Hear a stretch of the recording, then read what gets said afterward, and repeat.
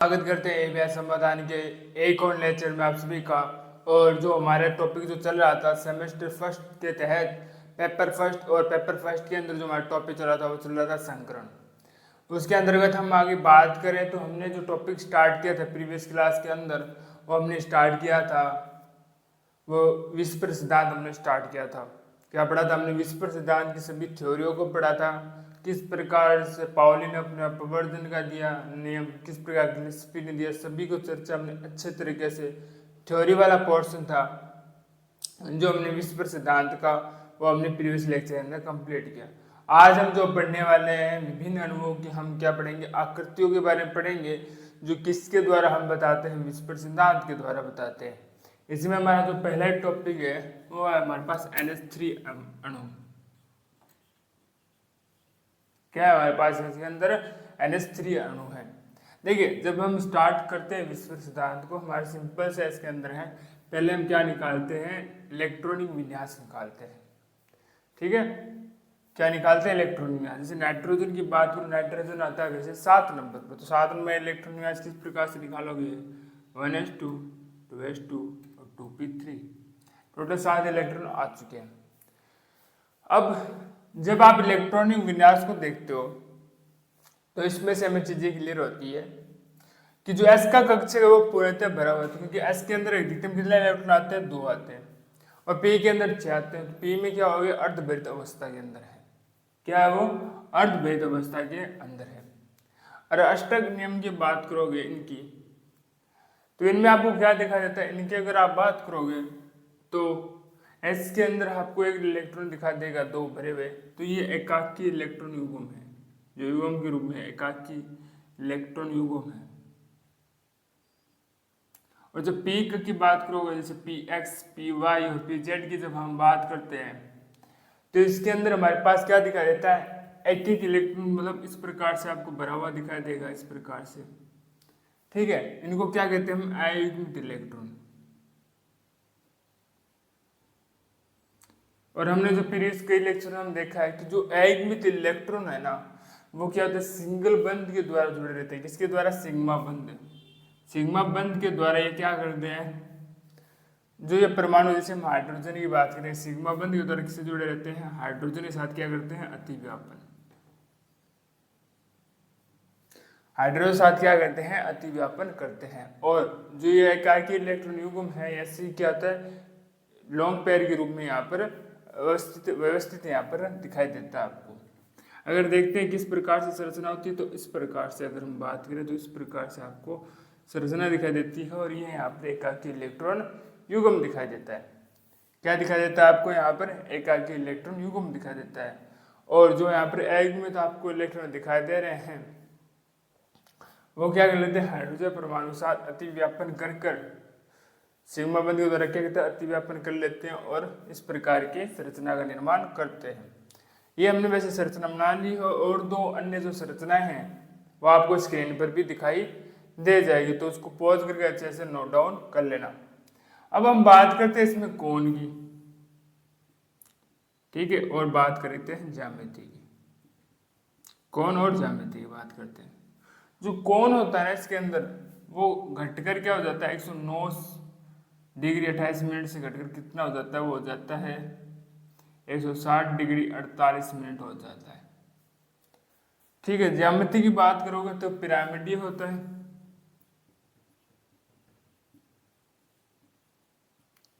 ज्यामिति कैसी होती है इसकी? पिरामिडीय होती है। तो ये हमारे पास कुछ क्या है? हमारे पास NH3 अणु है। अगर हमारे पास सेकंड की बात करें,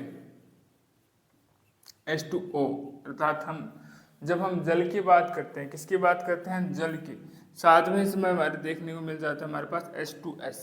दोनों साथ साथ पढ़ते हैं, लगभग सिमिलर इनकी दोनों की संरचनाएं होती है।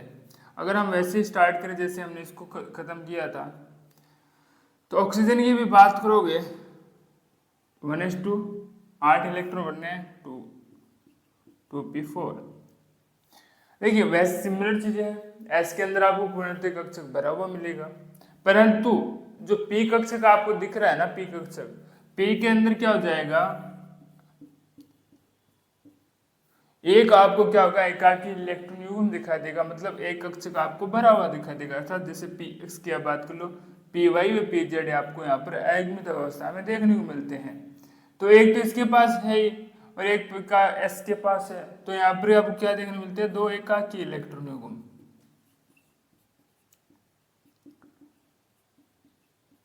अर्थात कह सकता हूं यहाँ पर कितने लॉन्ग पेयर कितने हैं, दो लॉन्ग पेयर हैं।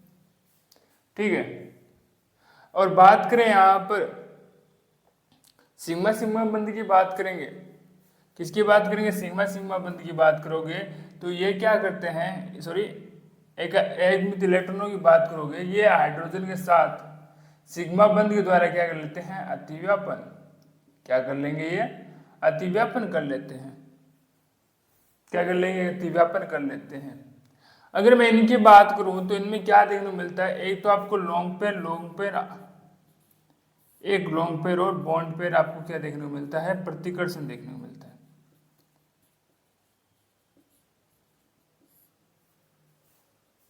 आपको क्या देखने को मिलता है, एक तो लॉन्ग पेयर बॉन्ड पेयर का क्या देखने को मिलता है, प्रतिकर्षण। लगभग परस्पर समान होते हैं दोनों, ये परस्पर क्या होते हैं, समान, जिसके कारण क्या हो जाता है, इनका कोण घटकर क्या हो जाता है, इनका कोण घटकर क्या हो जाता है, 104 डिग्री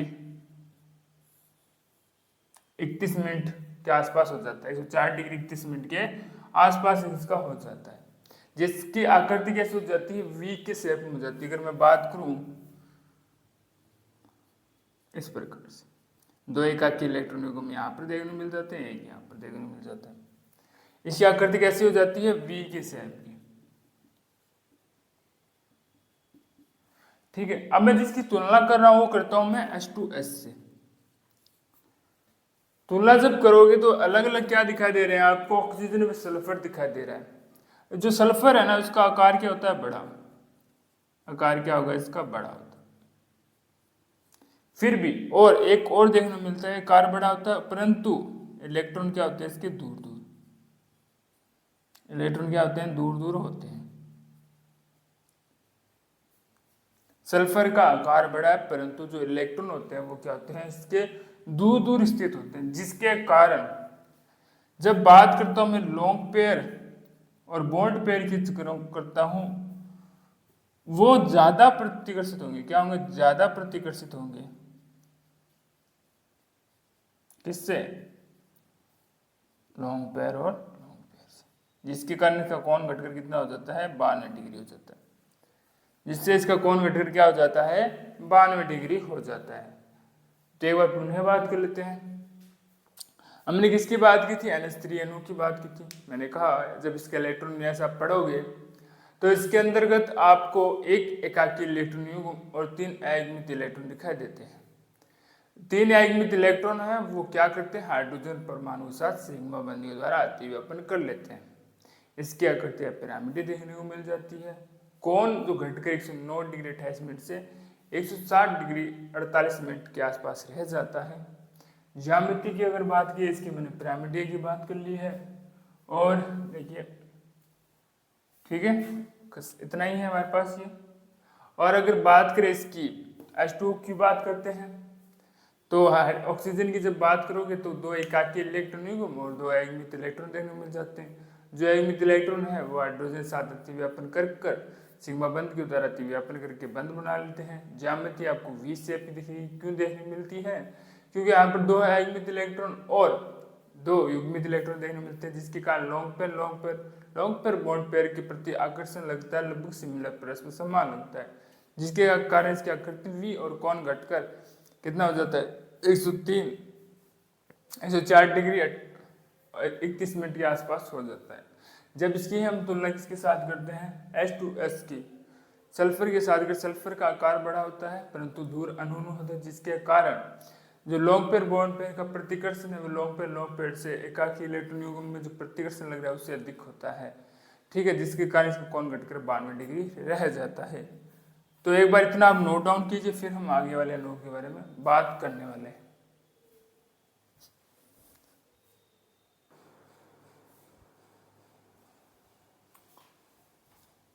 अब देखिए हम जो बात करेंगे वो हमारे पास तीसरा अणु SF4 के बारे में बात करने वाले। ठीक है, उससे पहले जो हम देख रहे थे कि हमारे पास यहाँ पर लॉन्ग पेयर, हम जहाँ बॉन्ड पेयर की बात कर रहे थे, जो ज़्यादा प्रतिकर्षित ये नहीं होता है, परंतु लॉन्ग पेयर वे यहाँ पर क्या होता है, बॉन्ड पेयर के बीच होता है।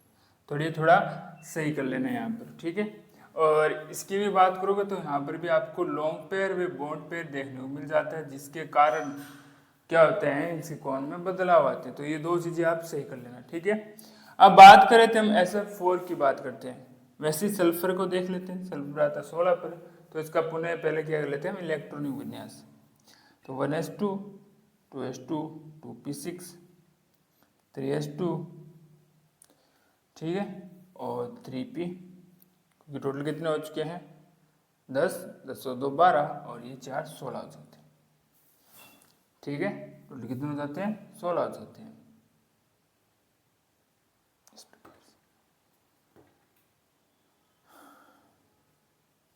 इस प्रकार से, ठीक है। आगे और बात कर देखें तो इनको हम क्या बना लेते हैं, 3D वाला कक्ष होता है वो क्या रहता है, यहाँ पर खाली रहता है, ठीक है। हम अंतिम तीन को देखने वाले, जैसे हमने संकरण में देखा था, 3s, 3p और 3d। 3d के अंदर होते हैं टोटल 5 कक्षक होते हैं, ठीक है। इसके अंदर 3 होते हैं, इसके अंदर 2। तो एस में कितने बने हुए हैं, 2। पी की बात करो सभी में पहले एक एक भर दो, फिर इसमें एक भर दो, डी खाली है अभी तक। तो ये है इसकी सामान्य अवस्था। अब आ जाती है इसकी संक्रमण अवस्था। संक्रमण अवस्था आएगी तो ये उत्तेजित अवस्था में होगा। जो उत्तेजित अवस्था में होगा, जहाँ पी एक्स के पास जहाँ युग्मित इलेक्ट्रॉन है, वो कहाँ चला जाएगा, डी के पास, सॉरी, ऐसे डी के पास चला जाए। इस कारण से संघनन क्या देखने को मिल जाता है आपको, sp3d देखने। टोटल कक्षा कितने देखने को मिल जाते हैं, टोटल कक्षा देखने को मिल जाते हैं आपको 5। टोटल कक्षा के देखने को कितने मिल जाते हैं, 5। अब देखिए इन जो 5 कक्षक है ना, इनमें एक शर्त है कि एक कक्षक कम से कम क्या होना चाहिए, एकाकी इलेक्ट्रॉन युग्म होना चाहिए।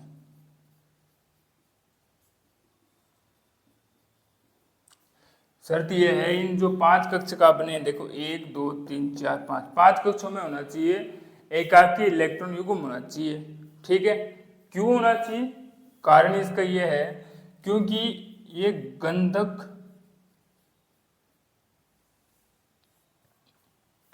इसीलिए होना चाहिए क्योंकि इसके अंदर हमें गंधक एकाकी इलेक्ट्रॉन युग्म एक चाहिए होता है गंधक के रूप में, ठीक है।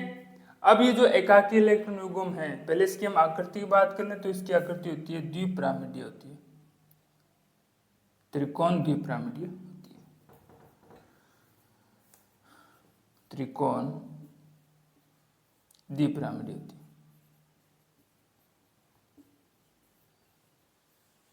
आकृति क्या होती है इसके, त्रिकोण द्विपिरामिडीय होती है। इसके अंदर जो गंधक एकाकी इलेक्ट्रॉन आप युग्म दिखाई देते, गंधक के रूप में दिखाई देते हैं, ठीक है। इसकी और अगर विशेषताओं की मैं बात करूं तो ये क्या होते हैं, भूमध्य होते हैं,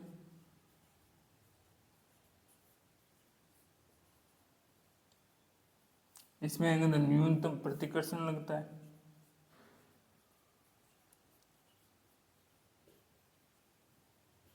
ये क्या होते हैं, स्थायी होते हैं।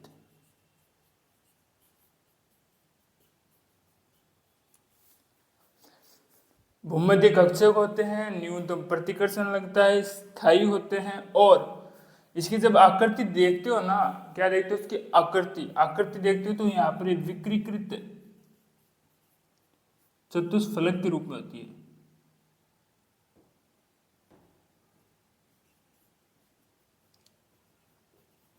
किसके रूप में होती है, विकृत चतुष्फलक के रूप में आपको आकृति दिखाई देती है। अब हम बात करें तो यहाँ पर आपको दिख रहा होगा इसकी 3 विशेषता है कि भूमध्य कक्षक होगा, न्यूनतम प्रतिकर्षण होगा, स्थायी होगा। जब हम बात करते हैं न्यूनतम प्रतिकर्षण होगा, परंतु जब एक बात और यह ध्यान रखना, कहीं पर भी आपको एकाकी इलेक्ट्रॉन युग्म दिख रहा है ना, वहां पर भले ही न्यूनतम प्रतिकर्षण हो, भले ही न्यूनतम प्रतिकर्षण हो, वहां प्रतिकर्षण तो होगा, भले ही प्रतिकर्षण हो, प्रतिकर्षण तो होगा। होगा तो वो क्या करेगा, प्रभावित भी करेगा। किसको? कौन को करता है, ठीक है। न्यूनतम ही हो भले प्रतिकर्षण, परंतु होगा तो वो क्या कर देगा, वो कौन को प्रभावित करेगा। किस प्रकार से करता है, बात करते हैं। जब हम बात करें भूमध्य व अक्षीय कक्षकों की बात करोगे, जब हम अक्षीय कक्षकों की बात कर लीजिए,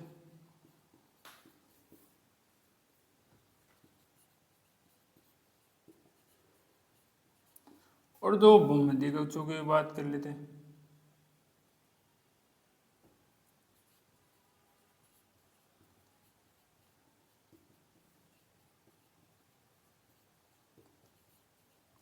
इसकी बात कर लेते हैं तो भूमध्य कक्षों की बात कर लेते हैं।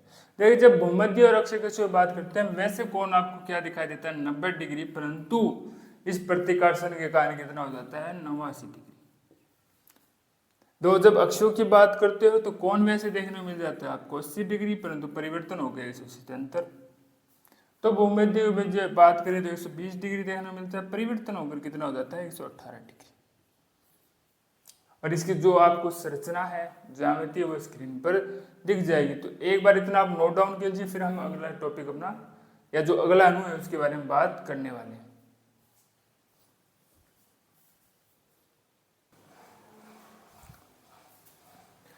अब देखिए हम जो बात करने वाले हैं, हम बात करेंगे क्लोरीन F3 की बात करने वाले अणु की। जो ये TCl4 की अगर बात करो, जैसे हमने प्रीवियस जो हमने किया था, हमने जो पॉइंट अणु SO4 की तरह ही होने वाली, तो कोई भी चेंज नहीं आएगा, तो सिमिलर है दोनों। अब क्लोरीन F3 की बात करोगे तो क्लोरीन का भी हम क्या लिख लेते हैं, पहले इलेक्ट्रॉनिक विन्यास लिख लेते हैं, जैसे 1s2 2s2 2p6 3s2 और 3p वाई आ जाता है। 10 और 5 टोटल 17 हो चुके हैं। इसके लिए भी हम 3D यहाँ पर आ जाता है। ओके, अब देखिए इसको बनाते किस प्रकार से, ये लीजिए। ओके, अब बात करें तो S के अंदर आपको 2 इलेक्ट्रॉन, P के अंदर आपको दिखने को मिल जाते हैं 5 इलेक्ट्रॉन, D आपको खाली दिखाई देता है इस प्रकार से। ओके, अब क्लोरीन सामान्य, फिर हम उत्तेजित अवस्था की भी बात कर लीजिए। अब उत्तेजित अवस्था में वही होने वाला है कि एक इलेक्ट्रॉन जाके कहाँ चला जाता है, डी के पास चला जाता है।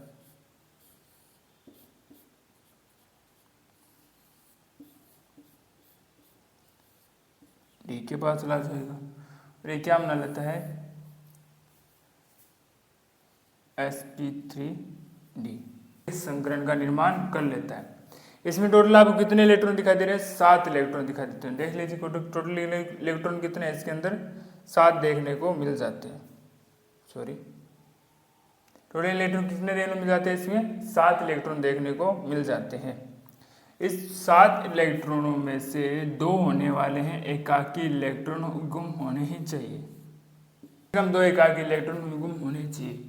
अब कैसे होने चाहिए, क्यों होने चाहिए, ये कौन बताती है, 3 संरचनाएं A, B और C। किस प्रकार से होंगे, कौन बताती है, 3 संरचनाएं बताती है। और इसकी जो और अच्छी इमेज है वो आपको स्क्रीन पर दिखाई दे जाएगी, इसको नोट डाउन कर लेना पॉज करके, ठीक है।